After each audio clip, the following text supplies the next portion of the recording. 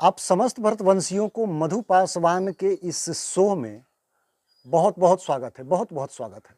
यदि आप मुझे फेसबुक पर देख रहे हैं तो फॉलो कर लीजिए, और यदि यूट्यूब पर देख रहे हैं तो सब्सक्राइब जरूर कर लीजिए।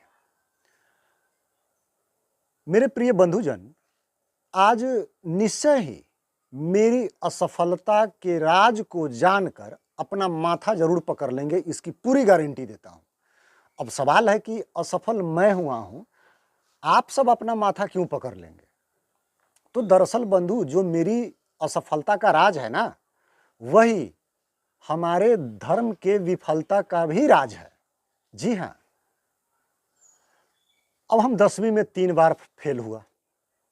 नटखट था, चोर था, उदंड था, झगड़ालू था, पढ़ने बैठता था लेकिन मन नहीं लगा पाता था।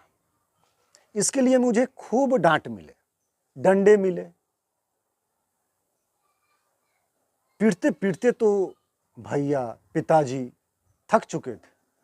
लेकिन जब मुझे जोर के मार पड़ते, डंडों के बरसात होते जब मेरे ऊपर, तो जब दादी से देखा न जाता, माँ जी से, दीदी से, बुआ जी से, काकीश्री से, तो वो मुझे बचाने चली आती, वो भी साथ में खूब रोती, और भैया को, पिताजी को हाथ जोड़कर मिन्नतें करती कि मत मारो, तेरा खून है, तुम अपने खून पर ममता कर, दुलार कर, तेरा बेटा है, तेरा भाई है, नहीं पढ़ेगा तो क्या होगा, कमा कर खा लेगा।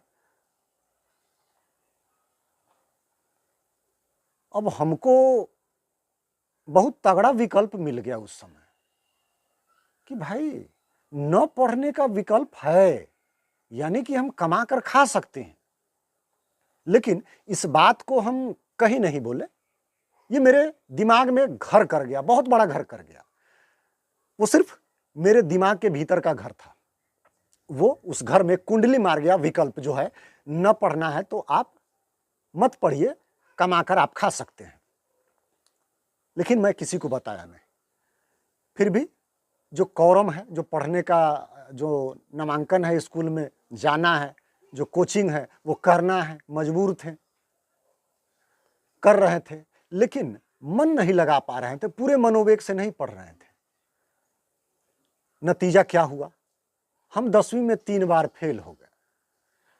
पहली बार मुझे टोटल नंबर मिले 36, दूसरी बार 44, तीसरी बार 26। मेरे बंधु, विकल्प कोई जरूरी नहीं है कि आपको सफलता का सोपान दिलवा दे, सीढ़ी पर चढ़वा दे, ये जरूरी नहीं है। विकल्प मौत के घाट भी उतरवा सकते हैं, जान जाइए। हमारे धर्म में भी वैसा ही हो रहा है, और आज हम दर दर की ठोकरें खा रहे हैं, पाई पाई के मोहताज हैं, कमाते हैं तो ही खाते हैं। मेरे बंधु, धर्म के मामले में भी वही हुआ है। हम धर्म से क्यों चूक जाते हैं? धर्म के प्रति हम कट्टर क्यों नहीं हैं? हमारे धर्म का ह्रास क्यों हो रहा है? हम धर्म के मामले में भी क्यों बंट जाते हैं? हम धर्म के मामले में अलग अलग राय क्यों देने लगते हैं? धर्म के पथ पर हम कदम ताल से एक सुर में क्यों नहीं चल पाते? क्योंकि विकल्प है मेरे पास। हम कुछ नहीं कर सकते हैं, आप भी कुछ नहीं कर सकते हैं, इतना काहे को चिल्लाते हैं, काहे गुस्सा करते हैं? क्या होगा? सब समय का फेर है, ये तो कलयुग चल रहा है।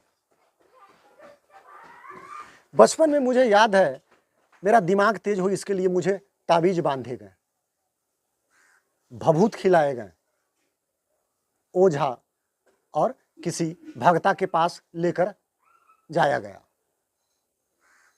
कुछ नहीं हुआ। धर्म के मामले में एकदम मेरे बंधु यही है, न होता है। अगर इस प्रकार से संकट हो, ये विपदा हो, तो आप बजरंग बाण कर लो, आरती कर लो, होम कर लो, हवन कर लो, ताबीज बनवा लो। आज ये दिन है, आज वो दिन है, ये तिल खा लो, गुड़ खा लो, ग्रह दिखवा लो, दोष मिटवा लो। ये पूरब की तरफ, ये पश्चिम, जो भी दिशा है उसके हिसाब से तरह तरह के जो भी नक्षत्र है, ग्रह हैं। मेरे बंधु, यह क्या है? यह हमारे धर्म के विनाश का सबसे बड़ा विकल्प है। बुरा मत मानिएगा, छान छान कर बताया हूं। हमारे धर्म का ह्रास इन्हीं सब विकल्पों के कारण हुआ है, अन्यथा किसी के कारण नहीं होता। इजराइल इसी धरती पर है ना। कोई कलयुग का प्रकोप बताइए कि इजराइल पर चलता हो, कोई वहां पर ताबीज बंधवा रहा हो, कोई ग्रह दोष का, कोई नक्षत्र का वहां पर पाठ चल रहा हो, उसकी चर्चा हो रही हो? असंभव। पता है मेरे बंधु, धर्म निजी मामला होता है, व्यक्तिगत। और धर्म के पथ पर इजराइल से और भी बहुत सारे देश हैं इस धरती पर, उन सभी देशों से हम जानते हैं लाखों कदम पीछे हैं। यहाँ तक कि इस देश के प्रवचन करने वाले साधु संत भी हजारों कदम पीछे हैं। मतलब बहुत पीछे हैं भाई, आप कल्पना नहीं कर सकते हो। आप जिसे धर्म कहते हो ना, वो धर्म नहीं है, नौटंकी है, बर्बादी के जड़ हैं। लापरवाही से जिस प्रकार मैं असफल हुआ, उसी प्रकार लापरवाही से बेमतलब के ये जो सूत्र हमें दिए गए हैं, बेमतलब के जो पाठ हम कर रहे हैं, बेमतलब के जो हम स्तुति गान कर रहे हैं, वही सबसे बड़ा हमारे बर्बादी का कारण है, जड़ है, आधार है, जिसे हम विकल्प मान लेते हैं। वो विकल्प नहीं, आपके मौत का कारण है। सावधान। जय श्री राम।